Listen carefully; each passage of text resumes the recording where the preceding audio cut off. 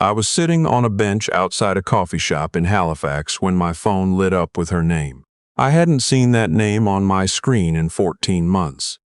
And yet there it was. I let it ring. I watched the harbor. A container ship was moving slow and quiet toward the Narrows, and I thought, that's what peace looks like. Slow, quiet, moving away from something. I didn't pick up.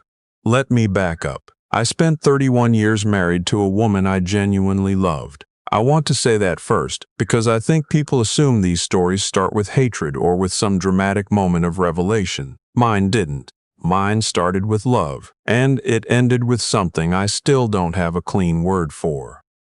Exhaustion, maybe, or the particular grief of realizing that the person you built your life around was never quite who you thought they were. Her name was Sylvia.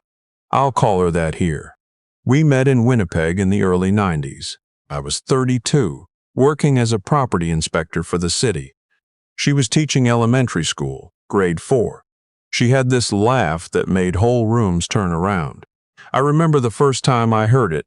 We were at a mutual friend's backyard barbecue in August, and she was laughing at something her friend said, and I thought, I need to know whoever that is. We were married 2 years later. We had 2 kids, a son and a daughter. We moved from Winnipeg to Calgary when I got a better position with a private inspection firm. Sylvia got a transfer to a school board out west. We bought a house in the southwest end of the city, 3 bedrooms, double garage, a backyard the kids destroyed within 1 summer. It was good. It was genuinely good for a long time. I want to be honest about that, because it would be easier to say it was always bad, that I missed 100 red flags, that I was naive from the beginning. But that's not true. For maybe the first 15 years we were solid, not perfect. We argued about money, about my hours, about her mother, about all the small stupid things couples argue about, but solid. The shift was gradual, so gradual I almost missed it entirely. It started around the time the kids were in high school. My daughter was 17, my son was 15. Sylvia had been promoted to a vice principal position, which I was proud of her for. But it meant longer hours, more social obligations, a whole new network of colleagues and parents and school board people I didn't know. I didn't think anything of it. People grow, jobs expand. I understood that. What I didn't understand was the distance. It crept in slowly. She stopped asking about my days. I stopped telling her. We'd have dinner and she'd be on her phone and I'd be watching the news, and we'd go to bed without saying much. I told myself this was just what long marriages looked like. I told myself we were in a routine, not a rut. I told myself a lot of things. Then the finances started not adding up. I handled most of our household accounts. Sylvia had her own account. That was always the arrangement, separate personal accounts, joint account for household. But I noticed that her contributions to the joint account were becoming irregular. Sometimes late, sometimes short by a few $100s. When I asked, she said she had expenses at work she was covering, that she'd sorted out. I believed her the first few times. Then I found a credit card statement I wasn't supposed to find. I wasn't snooping. I want to make that clear. I was looking for our property tax document in the filing cabinet, and a statement slipped out from between 2 folders. It was for a card I didn't know existed. In her name only. The balance was $34,000. I stood in the kitchen for a long time holding that piece of paper. When I asked her about it that evening, she said it was old, that it was from a period when she'd been struggling and hadn't wanted to worry me, that she was handling it. She cried. I held her. I let it go. I am not a suspicious man by nature. That is not a virtue, I've learned. It's just a personality trait that cost me years. I didn't find out the full extent of it until later.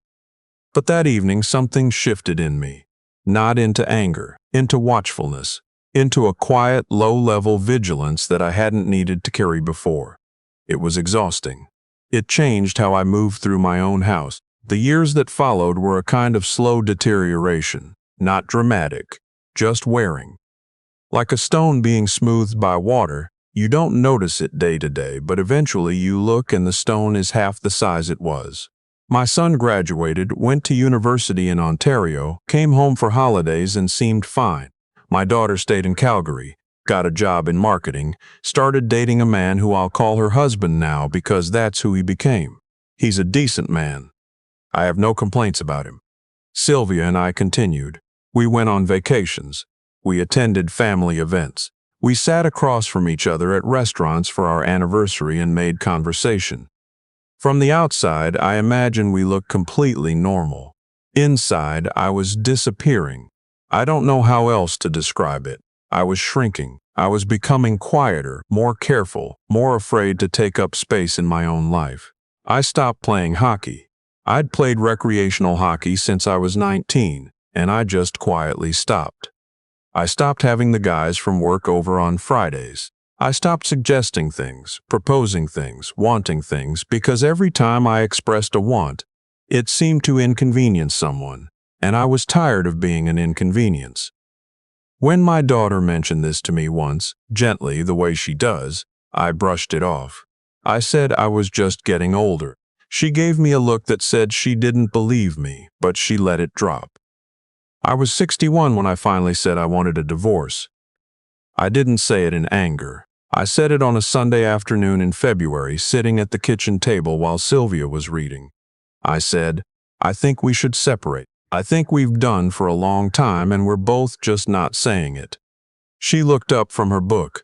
I don't know what I expected. Maybe tears, maybe an argument. What I got was a long pause, and then, okay, just okay. That was the moment I understood how far we had drifted. The separation took 11 months. We sold the house. The Calgary market had been good to us. We'd bought for $380,000 in 2001, and the sale came through at just under $940,000. After the mortgage was paid out and the legal fees and the real estate commission, there was enough to split reasonably. I didn't fight her on much. I wanted it over more than I wanted to win. What I didn't know until later, much later, when my son told me, was that in the months before I asked for the divorce, Sylvia had already been moving money, small amounts at first. Transfers to personal accounts I didn't have access to. A GIC she'd cashed out and redirected without mentioning it. Our joint savings had been sitting at around $87,000 at the start of that year. By the time the lawyers got involved, it was $41,000. I was angry about this, but by then I was also just done. My lawyer said we could pursue it, draw it out, cost both of us significantly in fees, probably recover some of it. I sat with that for a few days and then I decided, let it go, take what's there and leave. People thought I was being a pushover. My son thought that for a while. He said so. He was wrong. I wasn't being weak. I was choosing what my next decade was going to cost me, and I decided it wasn't going to cost me that. 8 months after the divorce was finalized, I left Calgary. I didn't have a plan. Exactly. My daughter knew I was thinking about it. She's the one I'd always talked to, really talked to. My son knew I was restless but didn't understand why I couldn't just stay, buy a condo, get back to normal. Normal was the last thing I wanted. I'd always been drawn to the Maritimes. I'd done a work trip to Halifax about 10 years earlier and I never fully got it out of my mind. The harbor, the old buildings, the particular quality of the light in October. I knew someone there, a former colleague who'd moved out years ago and kept telling me I'd love it. I called him. He said there was a 2-bedroom rental near the waterfront that had just come open. I flew out in March, signed a lease, drove back to Calgary, packed what fit into a moving truck, said goodbye to my daughter at her kitchen door. That was the hardest part. Leaving her, she held on to me in that doorway for longer than usual and didn't say anything, and neither did I. When she finally let go, she said, "Go live your life, Dad. You're allowed." I cried in the truck for 40 minutes. It's on the highway east of the city. Then I didn't cry again. Halifax was, I don't know, different in a way I needed. Nobody knew me. Nobody had an opinion about my marriage or my choices or what I should be doing instead. I could walk along the waterfront at 7 in the morning with a coffee and be completely anonymous, and that felt at 61 years old like an extraordinary gift. I found a routine. I cooked real meals instead of eating whatever was convenient. I slept well for the first time in years. I joined a recreational curling league. Yes, curling, don't laugh. And made a few actual friends. I got back into shape slowly, walking at first, then jogging short distances along the harbor. I started reading again, actual books the way I had in my 30s. I want you to understand what that year felt like. Because this story isn't really about what happened to Sylvia. It's about what happened to me when I stopped waiting for permission to exist. I had been so diminished, so gradually and so completely that I had forgotten what it felt like to want things, to have opinions, to take up space. I was relearning all of it at 61 in a city I barely knew, and there's no other word for it. It was joyful, genuinely joyful. And then, about 8 months after I'd arrived in Halifax, my son called to tell me that Sylvia was engaged. He told me carefully, the way you tell someone news you're not sure how they'll take. I said, "Oh?" He said yes, she'd been seeing someone since, and here he paused. Since about a year before the divorce was finalized. I let that land for a moment. Then I asked, "How long have you known?" Another pause, a while. I didn't push him on it. He was in a difficult position. She was his mother. I understood that, even if it stung. The man she was marrying was named. I'll call him the fiancé.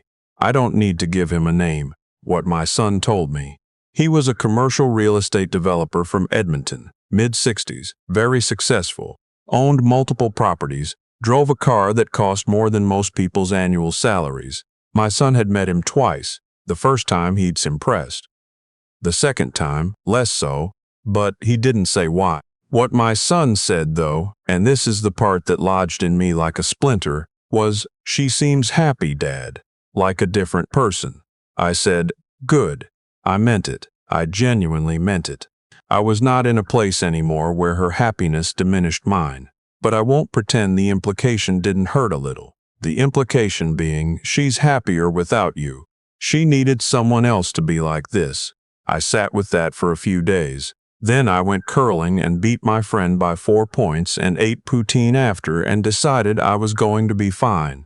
The wedding was that spring. My son was asked to give a toast. Not as best man. That was one of the fiancé's friends from Edmonton, but a toast from the family. My son told me about it somewhat sheepishly, like he expected me to be upset. I told him he should do it. Sylvia was his mother. The wedding was her day. He had every right to be there and to wish her well. What I didn't expect was the phone call I got from him the night of the wedding. He called at 9:45. I was in bed reading. I answered because it was late and he never called that late. He sounded, shaken is the word, not crying, not angry. Shaken, he said, "Dad, something happened tonight." I sat up. He told me the story. The wedding had gone fine until the reception. Everything was polished. It was at a hotel in Edmonton, formal, probably 60 or 70 guests, the kind of event where the flowers alone cost what most people spend on groceries in 2 months. My son had given his toast. He'd been gracious. He'd said the things you say. But toward the end of the evening, when most of the guests were at the bar or on the dance floor, one of the older women in attendance, a friend of the fiancé's first wife, who had apparently not been told that this particular guest wasn't welcome, had walked over to Sylvia with a glass of wine in her hand and said, in a voice that carried across the table, "I'm sorry, are you the one who handles his money?" Because his last 2 wives handled his money. And then she walked away. My son said the table went quiet. Sylvia had looked at the fiancé. The fiancé had looked at his drink. And then Sylvia had excused herself from the table and she didn't come back for 40 minutes. I sat in my bed in Halifax and listened to my son tell this story. I asked him if he was all right. He said he thought so. He said he'd sat with her in the hallway for a while she, in his words, pulled herself together. He said she hadn't cried, she'd just gone very, very still. I said, "Son, are you okay?" He said, "I feel like an idiot, Dad." I asked him why. He said, "Because I told you he was successful. I said he was the kind of man who—" He stopped. He didn't finish the sentence. I knew what sentence he was trying not to finish. I'd heard a version of it almost 2 years earlier, when he'd found out about the fiancé and said, trying to be kind but not quite managing it, "He's doing well, Dad. Really well. Different situation than things were." He'd caught himself then too. I said, "You were doing what felt right at the time. That's all any of us do." He was quiet for a moment. Then he said, "I should have called you more this past year, I know that." I told him there was time. I told him Nova Scotia was beautiful in July and that he should come visit. He said he would. I believed him. We talked for almost an hour, not about Sylvia, not about the fiancé or the woman with the wine glass or what it all meant. We talked about him, his job which he'd been quietly miserable in, a woman he'd been seeing in Toronto who he thought might be serious, whether he'd ever consider leaving Ontario. That was the conversation I'd been wanting to have with him for 2 years. I didn't think about Sylvia much after that night. I want to be honest about that too. People expect that at some point there's a rush of feeling, a vindication, a moment where you feel proven right. I didn't feel that. I felt something quieter. Something close to, I hope she figures it out. Whatever she's looking for, I hope she finds it. Whether the fiancé was who he seemed was not my problem to solve. She called me 3 weeks later. That's the call I mentioned at the beginning. The one I watched ring on my phone while a container ship moved through the Halifax harbor. I didn't answer. She called again the next day, and once more after that. I didn't answer any of them. This is the part people sometimes push back on when I tell this story. They say, "Weren't you curious? Didn't you want to know what she was going to say?" And maybe a younger version of me would have answered. Maybe the version of me who spent 31 years making himself smaller, making himself available, making himself useful, would have picked up that phone. But I'd spent 14 months becoming someone who didn't need to answer every call, who didn't owe an explanation for his silence, who had learned at 61 years old that some conversations are not his to have. I texted her once. Just one message. I said, "I hope you're well. I'm not the right person to call." She never responded. I took that as understanding. My daughter called me that same week, which I suspected was not a coincidence. She'd heard something from my son, who'd heard something from someone. She didn't come out and say what she knew. She just asked how I was. I said I was genuinely good. She said, "You sound different than you used to." I asked her what she meant. She said, "Lighter." That word stayed with me. Lighter. After 31 years of making myself smaller, I had somehow managed to become lighter. My son did come to visit in July. He took the train to Halifax. He's never liked flying. And we picked him up at the station and walked him around the waterfront in the evening. He commented on everything: the architecture, the people, the smell of the ocean, the way the light hit the water around 7 o'clock. He had the look of someone encountering something they hadn't expected to like. On the second night, we sat on my small balcony after dinner with a couple of beers. He told me he'd put in his notice at the job he'd been miserable at. He said he wasn't sure what was next. He sounded equal parts terrified and relieved, which I recognized as a healthy state to be in. I asked him if the woman in Toronto was still in the picture. He grinned in a way I hadn't seen in a long time. He said yes. He said she might actually be it. I told him I'd like to meet her. He said she'd been curious about me. He said he'd been talking about me more lately. I asked him what he'd been saying. He looked at the harbor for a moment. Then he looked at me, he said. I told her my dad finally started living like he meant it. I didn't say anything back. I didn't need to. I just picked up my beer and looked out at the water, and the container ships moved slow and quiet in the distance, and I thought, yes, that's about right. There's a line I've come back to a lot in the past couple of years.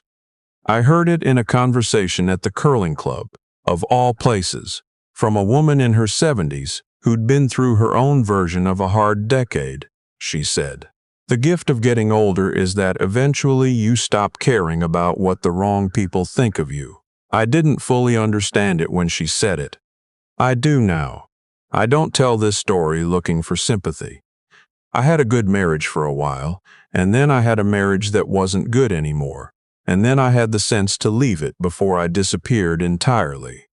I made mistakes. I was too trusting for too long. I let things go when I should have asked harder questions.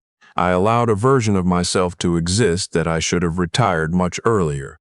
But I also ended up here, on a harbor in Nova Scotia, at 63, in better shape than I've been in 20 years, with a son who calls me every week now and a daughter who drove out for Christmas and stayed 10 days instead of 5. With friends I actually chose, instead of friends I inherited through someone else's life. With mornings that are genuinely mine. Whatever Sylvia has worked out, or hasn't, I bear her no ill will. I hope she's happy. I hope she's honest with herself in a way she wasn't always able to be with me. I hope the man she married is who he says he is, and if he isn't, that's not my call to answer, not anymore. That container ship cleared the Narrows and disappeared into the open water, and I finished my coffee, and I stood up, and I walked back along the harbor to my apartment, where I had groceries to put away, and a book I was halfway through, and a curling match in the evening, and a call to make to my daughter, who'd been texting me photos of my grandchild.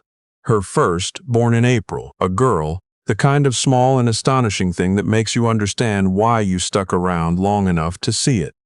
I took the long way home. I always do now. There's no hurry anymore. And that, more than anything, is what I was looking for.